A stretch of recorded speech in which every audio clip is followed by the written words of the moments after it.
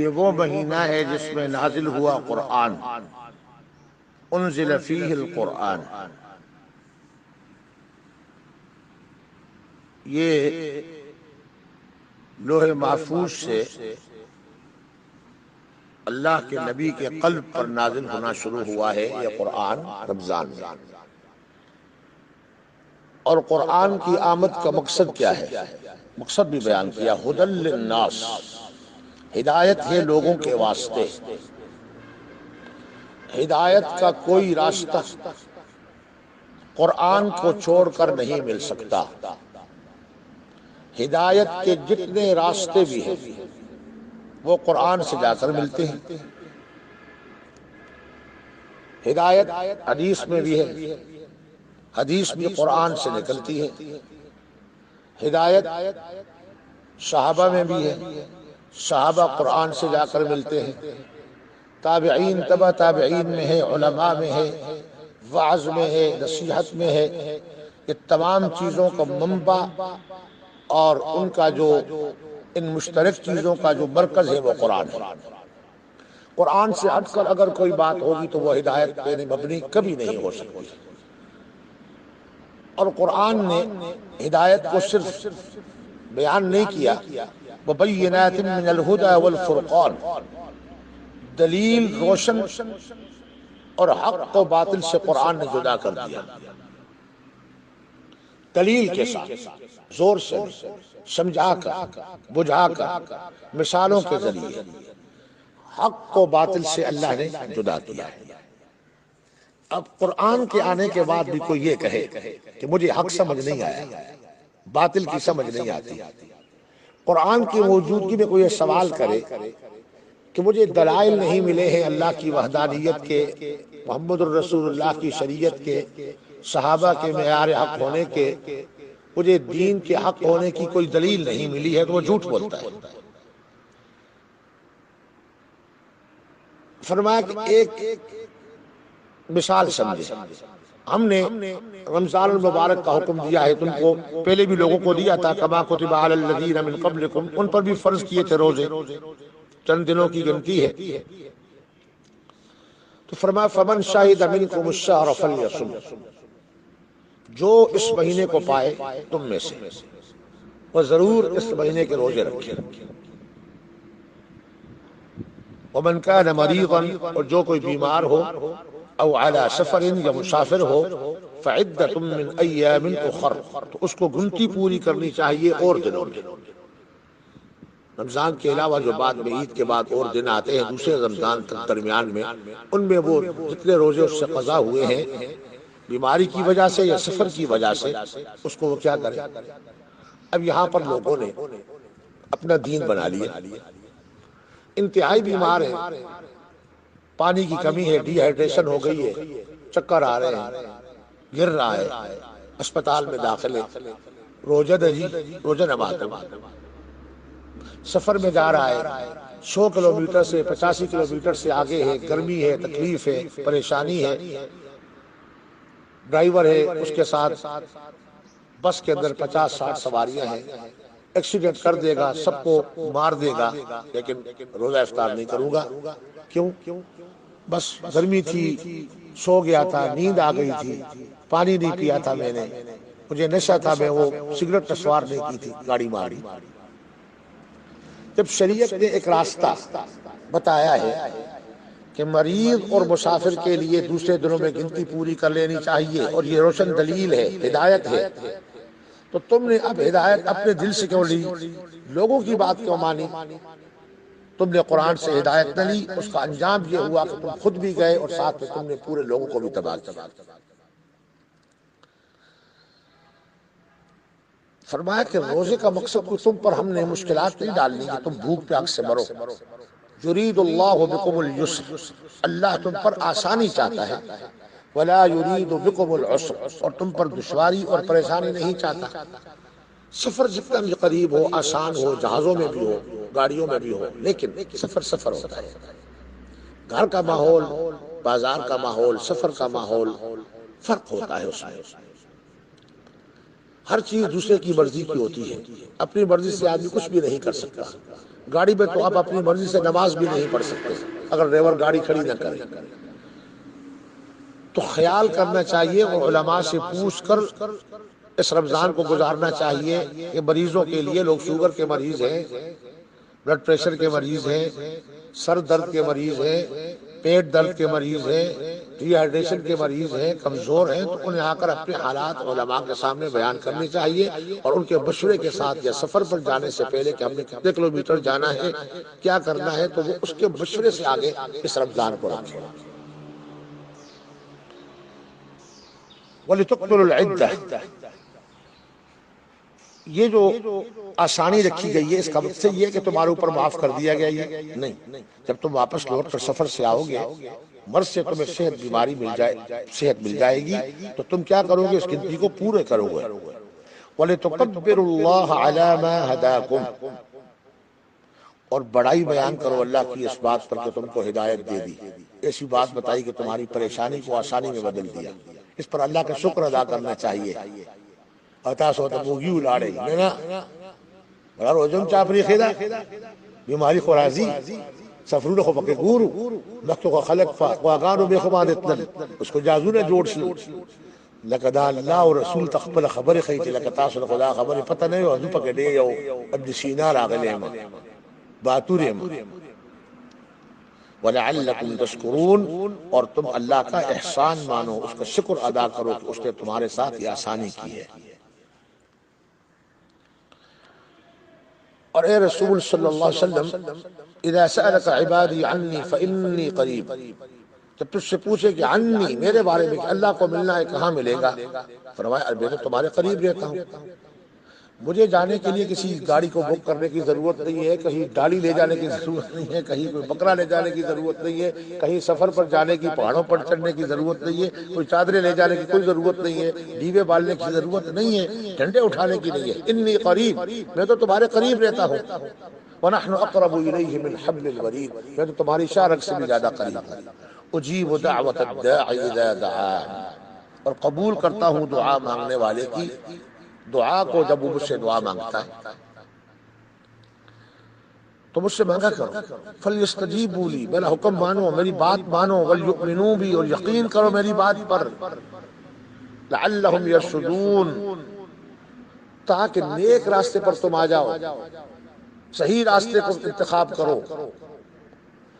یہاں پر اللہ نے اپنے سوا کسی اور سے مدد مانگنا، استعانت غیر اللہ ما فوق الطاقہ، حرام قرار دے دیا، شرک قرار دے دیا کہ ہر حال میں تم نے مدد کس سے مانگنی ہے؟ اللہ سے.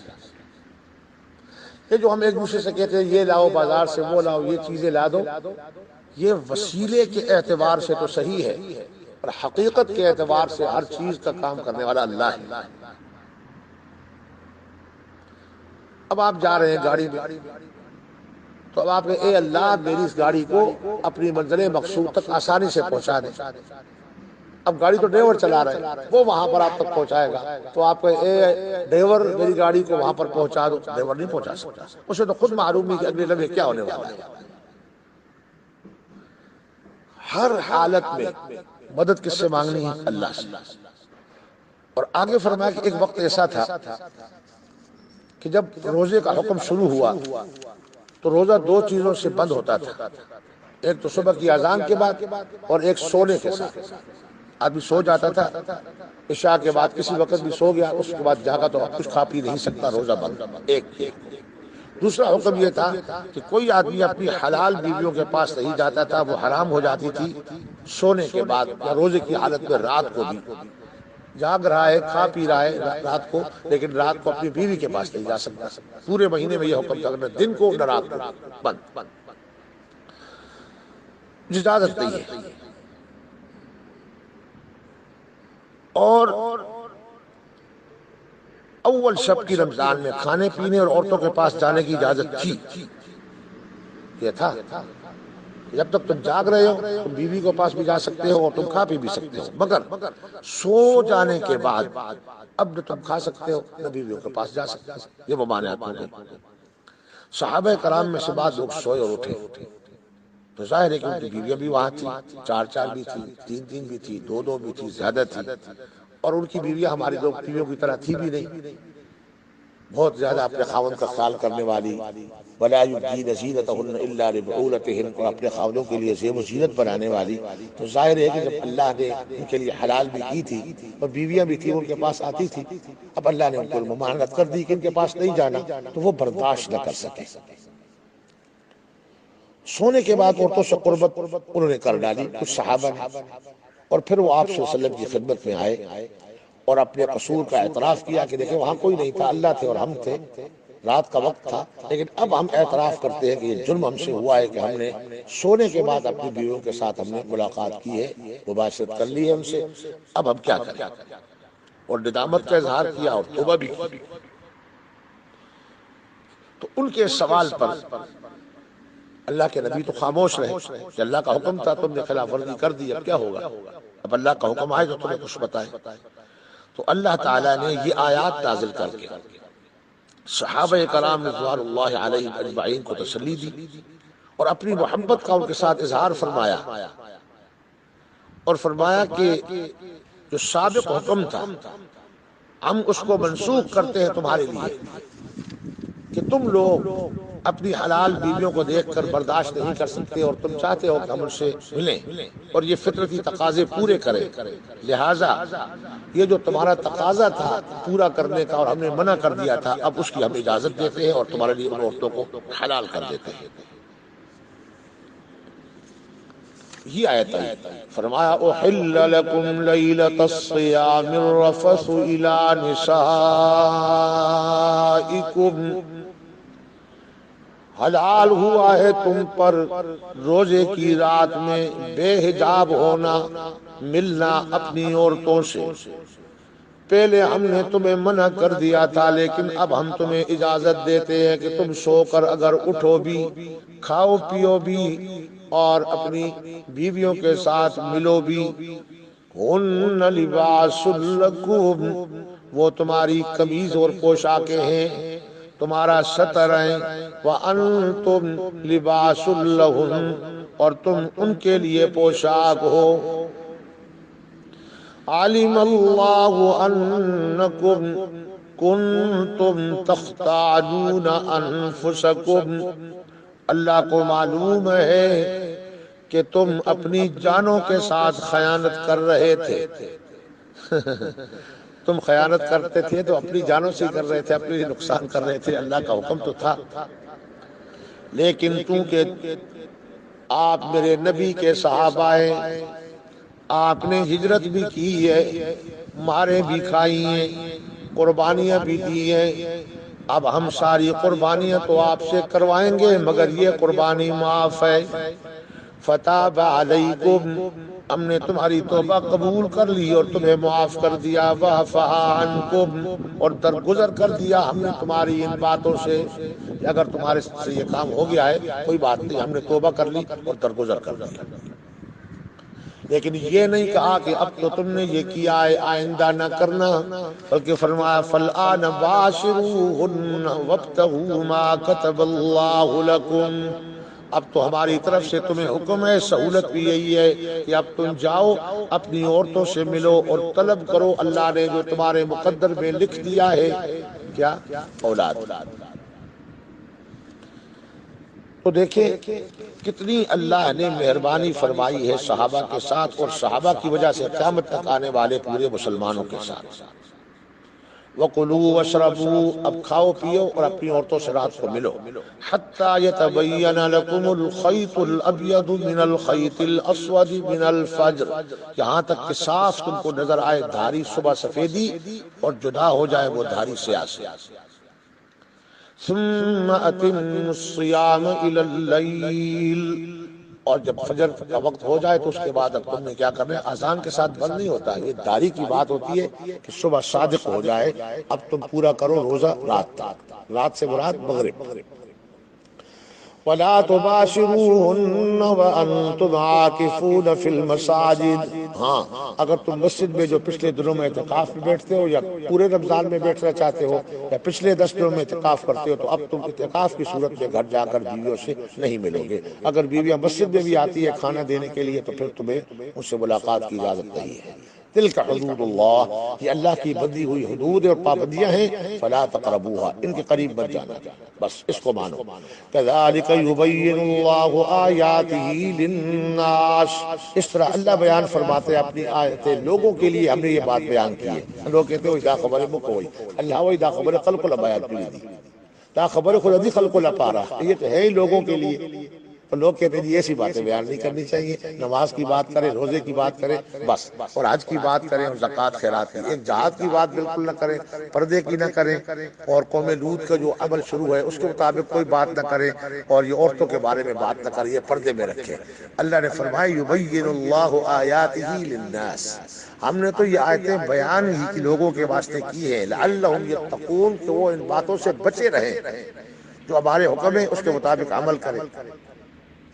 لیکن لوگوں نے تو بس اب ایک اور کام کر دیا، اور کام یہ کر دیا ہے لوگوں نے کہ سب سے پہلے عورت مرد کا لباس نہیں بنتی، اور مرد عورت کا لباس نہیں بنتا۔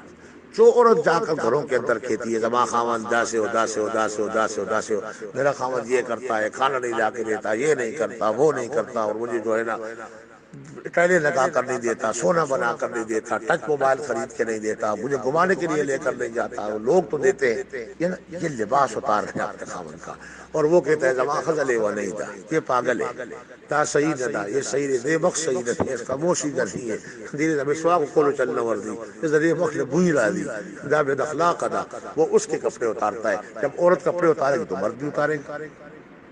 تو اللہ نے عورت کو حکم دیا ہے کہ تم اپنے مرد کے ساتھ اس کی پردہ داری کرو تاکہ وہ بھی تمہاری پردہ داری کرے۔ دونوں سے کہا ہن لباس لکم، تو ہن پہلے کہا ہے نا کہ تمہاری عورتیں لباس ہیں۔ آج کل عورتیں مردوں کا لباس نہیں بن رہی ہیں۔ دا سے خاوندان شرمئی پا دنیا کے چیز پا شرمونه او شرمولق پا خاوندان رونا بنا شرمئی، خوینده بنا شرمئی، طول پاکستان بنا شرمئی، دشمنان بنا شرمئی، سمرا خاوند شرمئی۔ ولی جدا مزدور دے، صبح سے لے کر شام تک کماتا ہے، کھاتا ہے، گھر دیتا ہے، بچے دیے اس نے، اب اقبر شرمئی۔ تو قرآن نے عورتوں کا حکم پہلے کیا کہ عورتیں یہ کام زیادہ کرتی ہیں، تو اس سے فرمایا کہ ہن لباس لکم، وہ تمہارا لباس ہے، تمہارے اوپر ستر کرتی ہے، ڈالتی ہے۔ اب انسان کے بدن پہ داغ ہے، دانے ہیں، پریشانی ہے، جب لباس پہنتا ہے تو وہ نظر نہیں آتے۔ لباس لکم کا مطلب یہ کہ مرد کے اندر کوئی نقصان بھی ہو، کوئی پریشانی بھی ہو، کوئی اس کو تکلیف بھی ہو تو اس کے اوپر پردہ ڈالے، اور عورت سے پھر مرد کو اگر کوئی تکلیف پریشانی ہے تو وہ بھی پردہ ڈالے، تاکہ یہ بات باہر کسی کو معلوم نہ ہو سکے۔ لیکن سوا کو خضر ڈلکی پگاڑا چوڑے دا اعلان دے پر سپیکر والے پر نیٹ والے ڈنگا ڈنگا ڈنگا ڈنگا راشی کہ طول دنیا خدا سڑے نہ دے بس مرش بنا دینا۔ یہ میں نہیں کہہ رہا ہوں، یہ حدیث میں آتا ہے کہ ساری عمر مرد اس کو کما کما کر کھلاتا ہے، بچے دیتا ہے، گھر بناتا ہے، دھوپ میں جاتا ہے، باران میں جاتا ہے، بارش میں جاتا ہے، کوئی ایک دن نہ جائے، قضا ہو جائے، کوئی پیسے نہ ہو، اس کا مطالبہ نہ مانا جائے، تو کہتی ہے ما رأیت خیرا قط فی هذا البیت، جس دن سے میں اس گھر میں آئی ہوں میں نے تو خیر نہیں دیکھی۔ ماں کو جب شر کا تلے دا شر دا سڑے بارے جوڑی خیر خود ایمان نہ دیکھ او کنا تالا کوٹا جوڑائی دا شر دے، تستا بجلی بل ورکئی دا شر دے، استال خوراک راوڑی خوخے و چرگان راوڑی دا شر دے، تالے نقد پیسے ورکئی دا شر دے، استاد گاڑی انتظام کوئی تاگر دئی دا شر دے، استا بچی پالی دا شر دے، تستا پار یو خبر باندے چائے ختم شو پر روڑی باندے ناس دی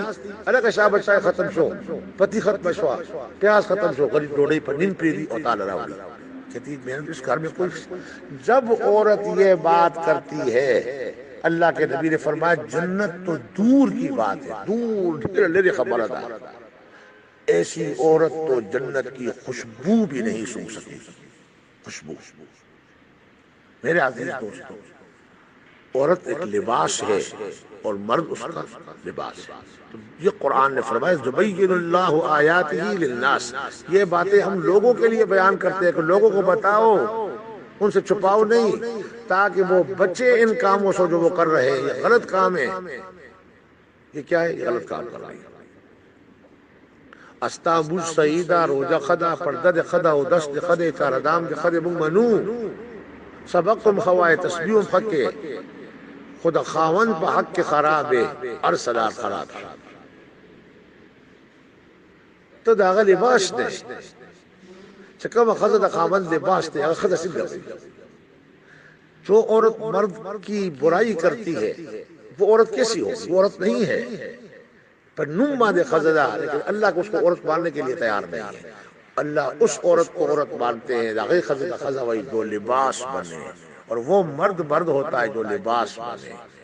لیکن پہلے مقدم کیا اللہ نے عورتوں کو چھے مخ کے بخزی ان لباس لکم دخامندان بعد میں پردے چاہیے جو بیاب سڑی۔ آپ عدالت پہ جا کر دیکھیں سب سے زیادہ کیس تو ہے نہ چوری کے نہ قتل نہ ڈاکے کے، طلاق کے اور خلا کے کیس آ رہے ہیں، اور عورتیں بیان پرچے دیدہ سکرے دے دیدہ سکرے دے دیدہ سکرے دے دیدہ سکرے دے تیری فل لڑ پی دیو دا اور خبر ماتا ہوئی چھتا کار کو لڑکی جائے تھا بوزا۔ یہ لڑائی لگی ہوئی ہے۔ کسی عورت نے یہ نہیں کہا کہ کھانا نہیں دیتا، پینا نہیں دیتا، خرچہ نہیں دیتا، نہیں، وہ کہہ رہی ہے کہ خزہ استا ہے ماں نتابہ نے پردہ چوما اور دستا قدر کو منستا عزت کو مستابہ خرم، ایسے کام نہیں ہوتا ہے۔ كذلك يبين الله آياته للناس، اللہ لوگوں کے لیے یہ آیات بیان کر رہے ہیں لعلهم يتقون، تاکہ تم پرہیزگار بنو۔ اللہ مجھے اور آپ کو عمل کی توفیق دے۔